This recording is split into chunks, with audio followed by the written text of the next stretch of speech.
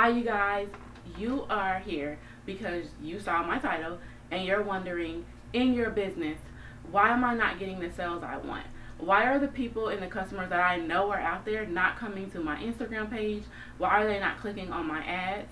Why am I still struggling making content? You want to know why? It's because some of your business foundations may need a revamp. And I'm serious. I'm not telling you anything that I literally have not asked myself, number one, and am not currently putting into work when it comes to building my own business and revamping my own boutique and a couple other business ventures that I have going on. So if you've been asking yourself this question, you've watched all the gurus, and you still need clarity, you still need a little bit of help getting to the meat of it, helping you find out what content you should be posting, what the buyer's journey is, and how you're going to take your target audience and your customer along that buyer's journey to get them to the checkout cart, you are at the right video. Stay tuned because class is in session. Audio testing 1 2 3. Audio testing 1 2 3.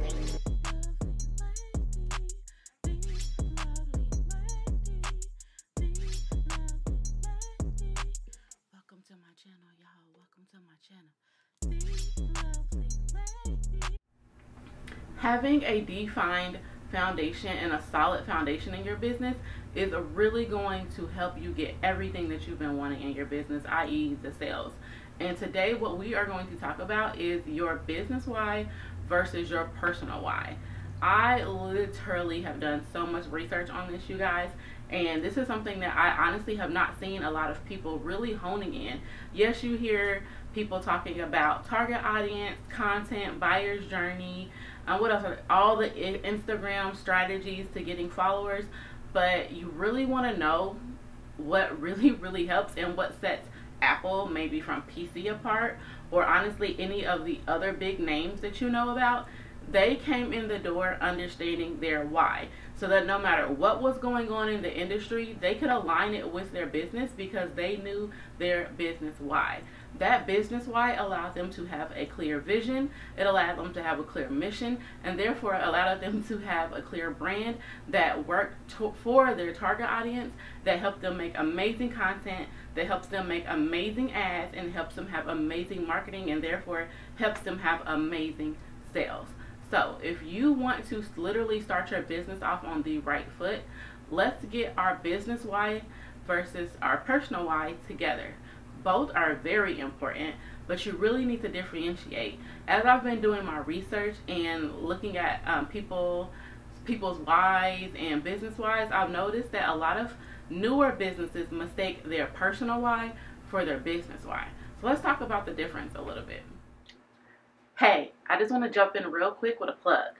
If you are watching this and you're thinking, I really wish I had a guide to help walk me through this, guess what?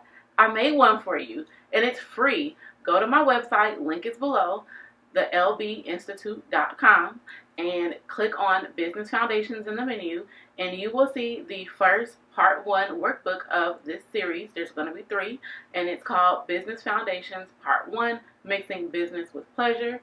And it's called that because we're talking about differentiating your personal why with your business why. I just wanted to hop in real quick and give you that. Go ahead and download. For example, my personal why is that I want to bring my family out of poverty. I want to be probably, I think, the first millionaire in my family. I want to break generational curses. And really important to me is I want to live and walk in my passion. I want to make money doing what I love, and I want to show my son and the remainder of my family that you can really do what you love and make money. That is my personal why. But guess what? Your customers don't really care about your personal why. I know that really sounds harsh, but that's going to get that's so sweet, but that is not going to transition them from, oh, that's so sweet, to putting the money in your bank account and buying that product or whatever it is.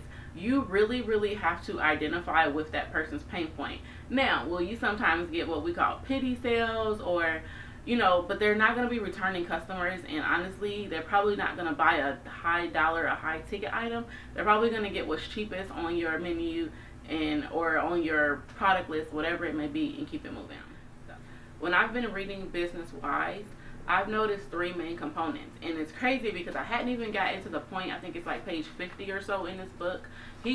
Simon breaks it down into 2 points, but I noticed about three. And usually the first part of a business why is the I believe, I am passionate. The like I statement is usually the first. The middle part is usually what they believe in, what they are passionate about. The about is what I call it. And the third part is usually the impact that has on the world. So when you are thinking about your business why and you are needing some guidance, really focus on those three things. I believe, what do you believe, the about, and what does that about and what you believe, what effect does that have on the world? That is literally the straight to the point, no fluff help on when it comes to establishing your business why. And again, this is separate from your personal why. Not I believe I want to make money because if I make money, my family. That's not your business why. That is your personal why. I believe that if women feel empowered and feel like they can show their best selves through fashion, they can have a better impact on the workplace and their personal lives. That is a really good one that I literally just came up with off the top of my head. So really think about your business why. And sometimes if you already know what product you're going to sell, relate it back to the product. What do you think this product will do for the world? If you're selling makeup, I believe when a woman can put on her best face, she can bring her best foot forward at work. Something, and really flesh it out. That's a very surface level why, but really flesh out that why, and I really, really encourage you to dig deep. So I don't want to make this video too long, but I really just wanted to come in with that pretty much structure of a business why. So you've watched this video, you've downloaded my Business Foundations Part 1 workbook, Mixing Business with Pleasure, and you're like, heck, this sounds a lot like a mission statement. Guess what? It's because it is literally the building block to get to your mission statement, and that's what we're talking about in the next video. We are going to talk about vision and mission statements. We are going to take this business why, and we're going to turn it into a vision and mission statement. So if you are interested in that, stay tuned, and I'm not even going to lie to you, I still need to film it. So my goal is to film that video this week and have it up to you this week, but no later than next week. So turn your notifications on, follow me on Instagram, and you will know when that video is up. And even before I put the video up, the workbook for it, which I'm almost done with, will be up as well for you to go ahead and download and start working on it. I would love to hear your comments below about this video. Do you have a clear business why? Tell me about if this video helps you figure out your business why. And if you don't feel like really talking about it here on YouTube, follow me on Instagram and hit up them DMs, girl or guy. If you're a guy, I would really, really love to interact with you. I love talking. I'm really chatty. So let me know if this video was any help and if you were able to get your business why. I want to know.